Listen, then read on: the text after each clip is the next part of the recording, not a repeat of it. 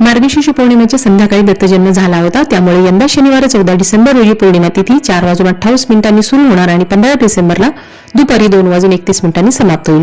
आता पौर्णिमा तिथी असताना जन्म साजरा करायचा आहे तर मग 14 डिसेंबर रोजी संध्याकाळी 6 ते 6:40 पर्यंत तुम्ही दत्तजन्म साजरा करू शकता. इथे सांगण्याची बाब अशी, म्हणजे ज्या माझ्या मैत्रिणी स्वामी समर्थ केंद्रात जातात त्यांना 15 डिसेंबर रोजी दुपारी दत्त जन्म करण्याबाबतची माहिती असेलच, परंतु त्यांनी त्याच माहितीप्रमाणे त्यावेळी दत्त जन्म साजरा करावा आणि उपवास करावा. पण ज्यांना दिंडोरी प्रणित कॅलेंडर बद्दल आणि इतर माहिती नसेल त्यांनी शनिवारी 14 डिसेंबर रोजी संध्याकाळी 6 ते 6:30 या वेळी दत्त जन्म साजरा करण्यासाठी दत्ताची फोटो मूर्ती असेल तर पुसून घ्या, अभिषेक घालून घ्या, मांडणी करा.